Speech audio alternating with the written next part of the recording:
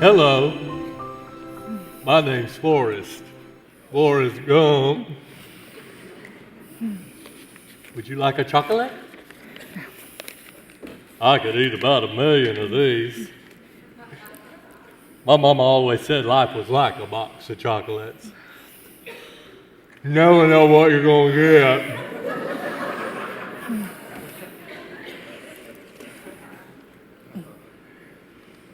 Those are some interesting shoes.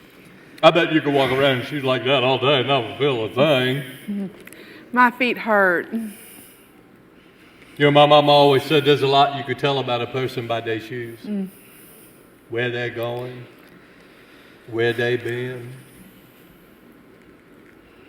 I've worn lots of shoes. I think I'm going to walk now that you've mentioned it. Well, it sure was nice talking to you.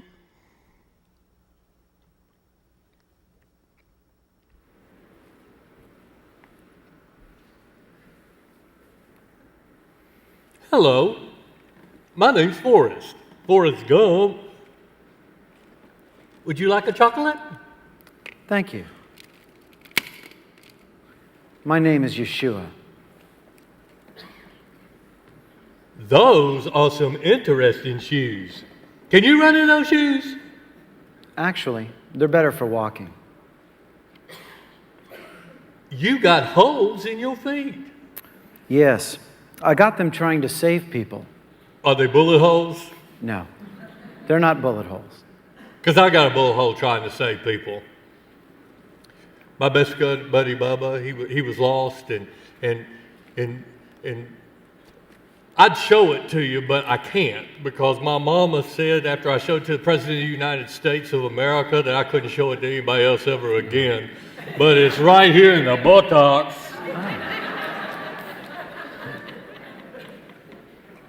It was in Vietnam. That's a whole nother country. Who were you saving? My best good buddy Bubba. He was lost out in the jungle, and I went in to find him, but every time I did, someone would yell, "Help me, Forrest." And so I did. That's the same reason I was wounded. I was looking for those who were lost and alone. But my greatest pain was not that I was wounded, but was realizing that some people don't want to be saved. You know, Lieutenant Dan, he didn't want to be saved. He thought it was his destiny to die out there all alone in that jungle. But I just jerked him up and carried him out of there. I've wanted to do that many times. You know, he hated me for a long time. He thought because he lost his legs, he couldn't have no good kind of life. But he was wrong. He was still Lieutenant Dan. Sometimes it's hard to help people see that wounds, failures, and disappointments, they don't prevent us from having a meaningful life. You know, he came and helped me on my Bubba Gump shrimping boat. And eventually, he made his peace with God. He's my very best friend. You know, I think that's what he really needed, was just a friend. Love is a powerful healing agent. Forrest, would you do it all again, knowing that you would be shot and possibly killed the next time? To save my buddy Bubba, I'd do it again. So would I. What's that letter in your hand? That's from my girl, Jenny. I'm going to see her. Do you see her often? No, Jenny doesn't stay in one place for very long. I think that she is searching for something, but I don't think she has ever found it. Have you been helping her? All the time. I told Jenny I love her, that I would do anything for her, that she could come and she could live with me and I would take care of her. But she won't let me. But you can't give up on her, even though it hurts you, can you? No. I can't stop loving those who walk away from me either. You know, I told Jenny, I know I'm not a smart man, but I do know what love is. Yes, Forrest, you do. Where are you supposed to meet her? Oh, well, I'm supposed to catch the number 9 bus and go down to 1947 Henry Street, apartment number 4. Oh, you don't need a bus to get to Henry Street. Henry Street is just a few blocks that way. That way? I gotta go. It sure has been nice talking to you. Nice talking to you, Forrest. I'll be seeing you. As we begin to think about Easter and the love that God has shown us, we look at a selfless love. A love that, I love the movie Forrest Gump, as you could tell, probably. It had a big impact on my life, even though it's a fictitious story. Because Forrest, he didn't have a lot of what we would call spontaneous talent or wisdom or knowledge, but his heart was so pure. And he touched lives with something that we all possess, something that I believe that Jesus modeled.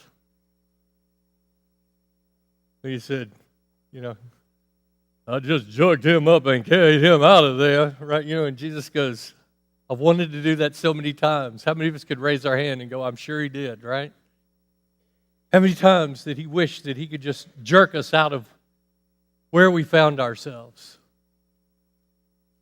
But he patiently waits. In fact, that's what Easter is all about. The fact that God has chosen to love the unlovely. Now, as we go through this journey together, I have people all the time go, seriously, I know it's a really sentimental story, it's real sweet. Do you really believe in God? Do you really believe in Jesus? And I always go, absolutely. And they go, it's a little far-fetched, isn't it? There's this ultimate God who created all of this, right? And I go, well, no, not really, not so much. I said, for just a moment, let's take God completely out of the picture. And if we're all here and we're all sitting here, we got here somehow. And there's really only 2 options for how we got here. One is that one time when there was nothing, because there'd never been anything anywhere ever, everything showed up out of nothing and became all of this. And I'm going, that's a little hard to believe, don't you think? But the only other option is there's something that is eternal, that was never created, that has always existed and never had a beginning. And this is all a result of that. And you can call that matter, or you can call it whatever you want, but we don't have a box for that one either. We don't have a box for something came from nothing, nor do we have a box for everything has always existed and never had a beginning. Both of those are beyond our understanding, because in our world, everything has a start and a finish. Something that is eternal is beyond our ability to get our hands around that. I said, and then we got to factor in the next thing. If everything came out of nothing, why? Was there a cause, or just in the middle of nothing because there'd never been anything anywhere, everything decided to show up? Or number 2, if there is something eternal, is it just inert matter that somehow jerked itself up? Or is there something that is eternal that actually has intellect and volition? It's interesting. In 1935, we see a little glimpse of the arrogance of mankind. And I'm one of them. I am, it's amazing. We start off and we know nothing, and by the time we're 16, we know everything. Isn't it wonderful? And somewhere between 16 and 22, we figure out, okay, we don't know everything, but we know everything that counts, right? And then we go through the rest of our life being very skeptical of everyone else and what they believe, because I'm the center of the universe and I know everything, right? It's amazing. The older I get, the more I know and the less I know. I know more than I've ever known, and I'm aware that I know less than I have ever known, because there's so much that I never even factored in. In 1935, I love this, Bertrand Russell in his book Religion and Science, gives us this quote. He said, at the subatomic level, classical nuclear physics has explained the mysteries of the atom, and quantum physics has taken it a step farther. At the cosmic level, Einstein's theory of relativity was expanding on Newton's exploration of the workings of the universe. And at the planetary level, Darwin has explained the existence and the development of life. Some have even declared that science has neared the end of its journey. That was 1935. We figured it all out. We know it all. Darwin has explained how we got here.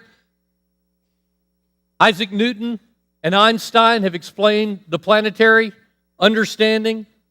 At the subatomic level, at the atom, we have discovered the core of everything that is. We know it all. The only problem is, everything that they based it on was wrong. They based it on an understanding that matter is eternal. Now, between 1935 and 1950, we got a Hubble telescope, and by 1965, when background radiation was found at Homedale, at Bell Laboratories, the remnants of the Big Bang, what in 1935 was crazy, ludicrous, that once there was nothing and then there was everything, was now scientifically almost sealed and confirmed. In 1935, if I had put the book of Genesis down in front of you and said, God said, and then there it was, every scientific person would have looked at you like you had three heads. And yet now we know that that's the case. We also have this problem. The universe continues to expand at precisely the right exact rate. The only way they can explain that is by using a term called dark matter. Dark matter, we don't know what it is. In fact, we don't even know if it exists. We talk about it like it is, but we don't know. We just hypothesize it must be for this thing to keep doing what it's doing. The atom, they had that figured out too, until they actually got a microscope that could go into the center, and they found out that the nucleus wasn't hard. It was mostly air, and it had leptons and quarks in there, and those leptons and quarks would be there for a while, and then they'd go somewhere else, and we don't know where they went. And then, for no good reason, they'd show back up for a little while, and they discovered that not only do we don't know how we got here, we don't know how it got started, we don't know what's holding it together or how it's functioning, and now we look into the center of the atom and we don't know where it goes and why it comes back and why it's not solid. In fact, today, science has vastly more questions than ever before, because the world we live in, I love this quote, and I can't remember the guy that actually said it, I don't have it written down here, but he said, the world is not only more strange than we imagined, it's more strange than we are capable of imagining. It is more vast and more wonderful than we can get our head around. And with the mathematical calculations, I love this. Stephen Hawking, the most preeminent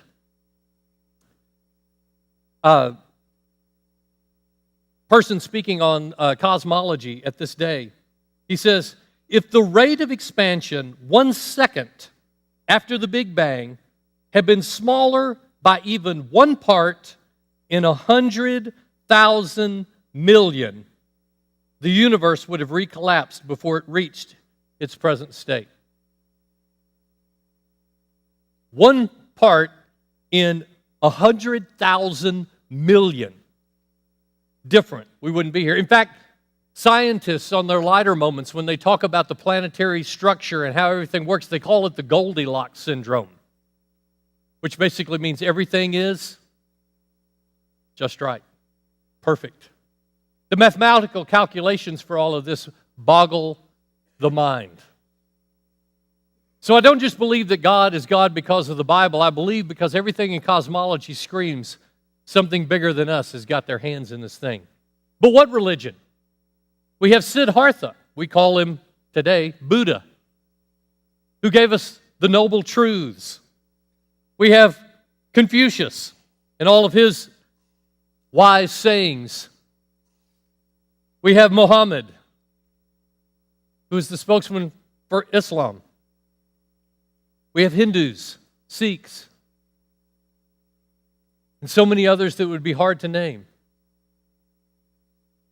One thing that's interesting, though, and really bears a mark for us here on Easter, is every single one of these other religions are men and women trying to figure out how to get to God. Buddha said we do it through meditation. If you're Muslim, you have to pray 3 times a day. You have to, go through a pilgrimage. You have all these things that you have to do. If you're Hindu, you have to achieve enough so that in the next go-round in reincarnation, you can be able to move to the next level. Everything is, how do we get to God?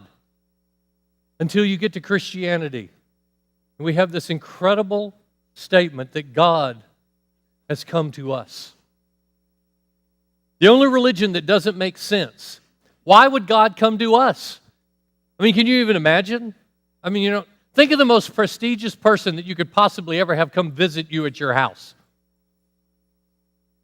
Think about, for me, Billy Graham would be a pretty big player. I can't imagine Billy Graham coming in and go, "Hey, Billy, I was really rushed this week. Could you clean up the house a little bit while I, go get changed? And, if you could cook me something for dinner," right? No, I wouldn't do that. Why? Because he's so important. I mean, what would happen, if David Lee Roth showed up over at Mark Lancaster's place, right? Think Mark would have him doing windows? I don't think so, right? What is this crazy? What is this with God comes to us? As we look in Matthew 20:25, it says, Jesus called his disciples together. And he said, "You know that the Gentiles lord over you, and their high officials exalt authority over you. But not so with you. Instead, whoever wants to be the greatest among you must be your servant. Whoever wants to be the first must be a slave. For the Son of Man did not come to be served, but to serve and give his life a ransom for many." It's counterintuitive. It doesn't make any sense. And yet, as we look at Jesus' life, it's almost all counterintuitive. It doesn't match what we as humans think is important. The way that we view life, he views it very differently. It's interesting, Romans, the Roman Empire, they believed in all the pantheon. I mean, they had gods running out their ears. They also believed that every Caesar was also a god. And yet the Roman calendar is bisected to denote everything that happened before the birth of Christ and everything that happened after the birth of Christ. And the question is, why? I love this. Dr. James Allen Francis wrote about in the 1920s. Jesus was a man born in an obscure village, the child of a peasant woman. He worked in a carpenter shop until he was 30, and then for 3 years was an itinerant preacher. He never owned a home. He never wrote a book. He never held an office. He never had a family. He never went to college. He never traveled more than 200 miles from the place where he was born. He never did one thing that we usually accompany with greatness. He had no credentials but himself. While still a young man, the tide of public opinion turned against him. His friends ran away. One of them denied him. He was turned over to his enemies. And through the mockery of a trial, he was nailed to a cross between 2 thieves. And when he was dying, his executioners gambled for the only piece of property he owned on the earth, his coat. And when he was dead, he was laid in a borrowed grave through the pity of a friend. 20 centuries have come and gone, and today he is the centerpiece of the human race and leader of the common progress. I am not far from the mark when I say that all the armies that have ever marched, all the navies that were ever built, all the parliaments that ever sat, all the kings that have ever reigned, put together, have not affected the life of man on this earth as powerfully as this one solitary life. He never did anything that we normally accompany with greatness. And yet he impacted lives. Even the people that don't want to believe that Jesus is the Son of God are still caught off guard by his words and his actions. Jesus said, I came to give my life for you. It's the whole meaning of Easter, and he loves it. It is life transforming. And that's the reason I said, as we look at the scientific studies, I believe that God wired us up. He knit us together in our mother's womb, designed us so that when we do what he asks us to do, we experience the greatest joy and fulfillment that we can ever know in life. And that's the reason he said, I want you to learn from me. It's interesting. I love the story of the woman at the well. I talk about it frequently, but the thing that's really wild about that is after he's had this incredible encounter with this woman who felt like no one would ever treat her with respect, the disciples show up. It's well into the afternoon. He's been there all day, and the disciples run up to him. And in John 5:31, it says, meanwhile, the disciples urged him, Rabbi, eat something. But he said to them, I have food that you know nothing about. Then his disciples said to each other, could someone have brought him food? My food, said Jesus, is to do the will of him who sent me and to finish his work. Jesus said, I'm not even hungry because this encounter that I just had and the life transformation I just saw in this gal was so incredible that I didn't even think about eating. You ever done anything? You ever been a part of something, you were so engrossed in it, you look down at your watch, you realize it's 3 o'clock in the afternoon, you hadn't even eaten anything? Because you were so engaged in what was going on? Jesus said to them, I have food that you are clueless about. Why? Because it's counter to our human nature. It's counter to everything that we have. Everything in our system says, get all you can all you get, sit on the can, and don't let anybody else have any of it, right? Hoard it, grab it, keep it, possess it, find as much of it as you can possibly get, and just fill your life. And Jesus is walking around going, no. That will bring you joy for just a little while. And then it won't bring you joy anymore. You'll just continually want more and more and more. He said, let me tell you what will really fill you up. Learn how to give it. Learn how to give away. Learn how to touch people beyond yourself. In Luke 15:1, it says, now the tax collectors and, I love this, in quotes, sinners, were all gathering around to hear him. But the Pharisees and the teacher of the laws, they muttered, this man welcomes sinners and he eats with them. So Jesus told them a parable. Actually, he told them 3. That's the preamble to when he tells about a lost sheep, a lost coin, and finally, a lost son. The son took everything that his father had that was good, squandered it, and lost it all with foolish living. Eventually, so destitute, he decided to go back and become a slave in his father's home because he thought, I'm no longer worthy to be a son, but his dad would have no part of it. His dad puts a robe on his back and a ring on his finger. The older brother goes, this is not fair, this is not just. And the father goes, I don't care about fair and just. My son was dead, and he's now alive. He was lost, and he's found. We have to celebrate.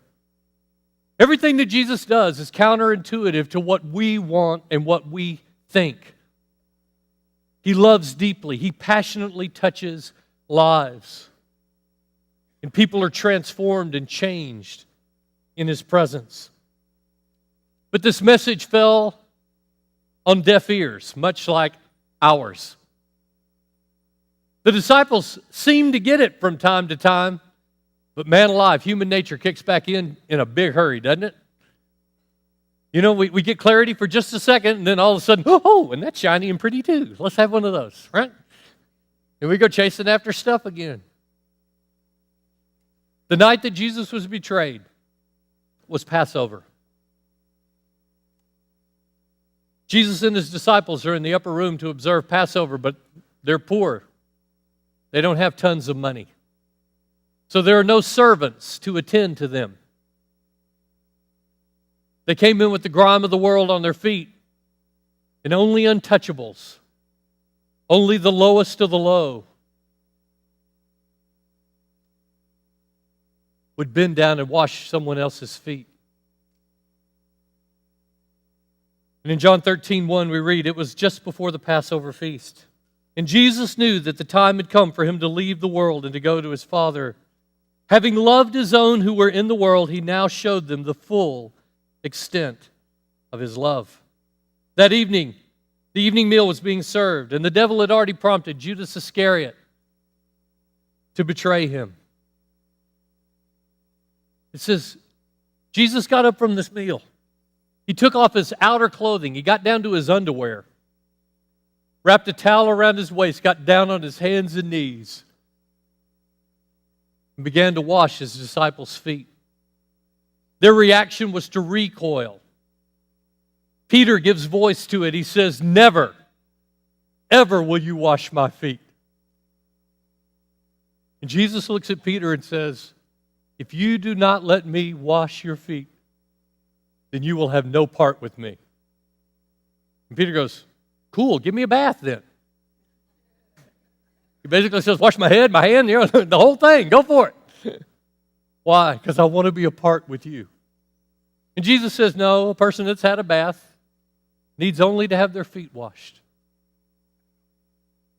At the end, it says he returned to the table. Picking up verse 13, or verse 12. He said, when he had finished washing their feet, he put on his clothes and he returned to his place. Do you understand what I have done for you? He asked them. You call me teacher and Lord, and rightly so, for that is who I am. But now that I, your Lord and teacher, have washed your feet, you also must wash one another's feet. I have set you an example that you should do as I have done for you. For I tell you the truth, no servant is greater than his master, and no messenger is greater than the one who sent him. Now that you know these things, you will be blessed if you do them. He wanted to give them a powerful visual of, I am going to show you what you have to be willing to do. Because none of them were. It's very interesting, at that same meal, he said, I am going to be killed. And Peter freaks.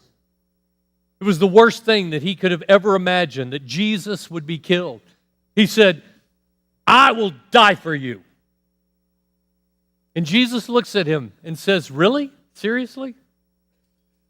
You need to understand that before the rooster crows, you're going to deny that you even know me 3 times.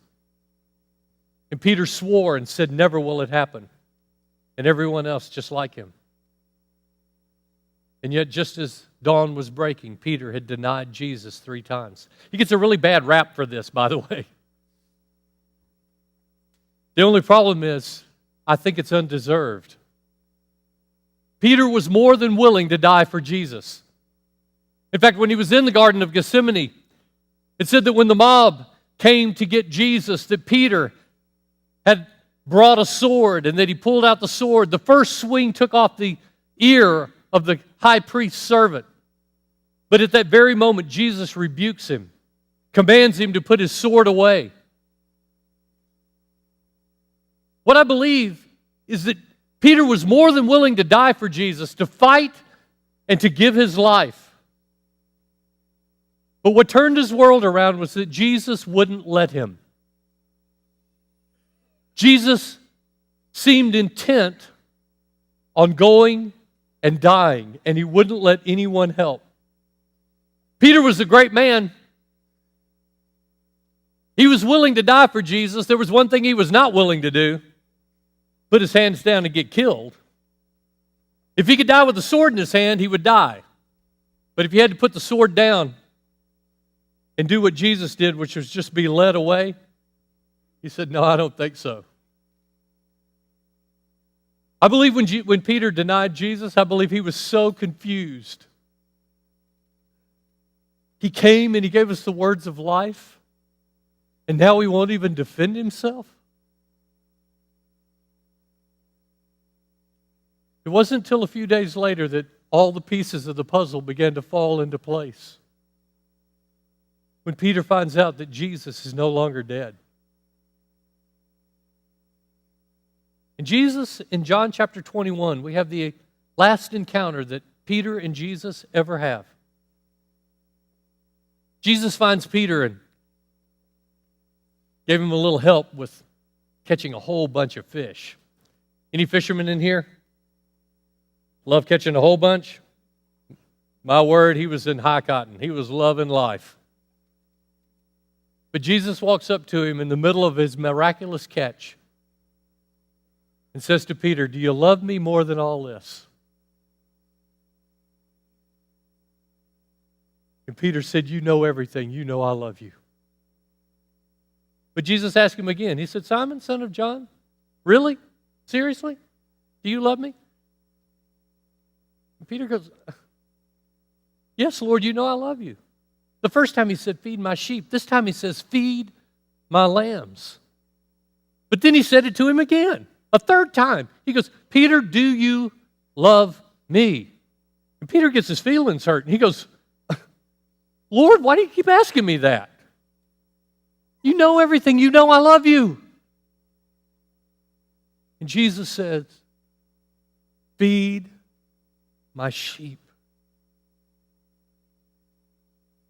You see, Jesus understood this was the last time he would ever speak to Peter.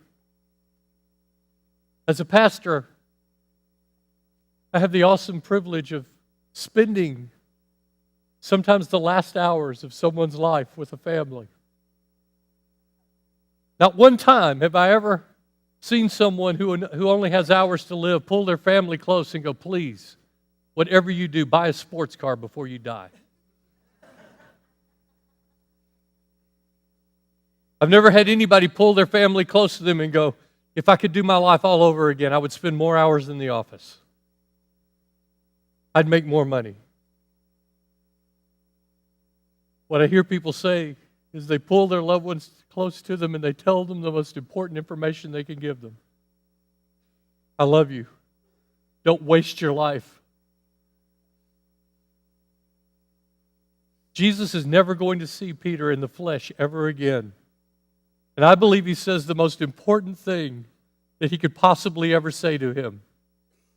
He didn't pull Peter together and go, "Listen, could you please build me a basilica in Rome?" He didn't pull Peter close to him and go, "Listen, whatever you do, be in the synagogue every time the door's open. Build a monument to my name." He pulls Peter up close to him and he goes, "Peter, if you love me, there's only one thing I need you to do. It is at the core of my heart. It is the center of why I came to the world. If you love me, touch the lives of the people that need to know I love them. Feed my sheep. Watch over my lambs." Because you've seen my life. From the day you met me, I have looked for every person that was wounded and broken and rejected, that felt they were unlovable, that they were unusable, that they were unfit for the presence of God. And I've looked to touch their lives in such a way that they finally discovered that they have value and worth. Peter, if you love me, this is what I ask you to do. It's the challenge that we are talking about over the next 100 days. If you want to celebrate Easter, I used to say, what do you give a God that's got everything? I think he told Peter what he wanted. He said, "I came to give my life to you, not for you to serve me. And if you love me, here's how you show it. Touch a life of someone that feels unlovely and unlovable. Touch a life of someone that can never repay you. Do this and you will find life. You might just stumble on happiness. I wired you to give you the greatest pleasure when you do what I've asked you to do." Father, I thank you that you have set this example that we should do as you have done for us. Lord, I want to give you the gift on Easter that you have asked, that we would feed your sheep. Lord, as we enter into this 100 days, and we make a commitment to allow you to use us, that we would be your hands and feet, that, Father, we will see what you desire in the world. Lives touched, people restored and healed. And that, Father, in the process, we will be healed. And if you're here this morning and you've never made Christ the Lord of your life, I'm just going to pray a very simple prayer that you can pray along with me.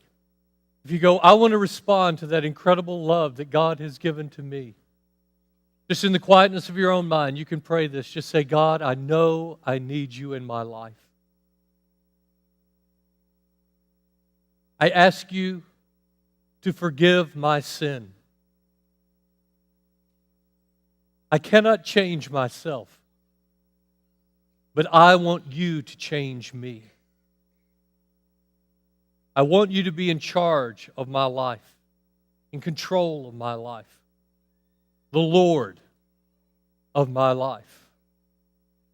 And I choose to follow. In Jesus' name, amen.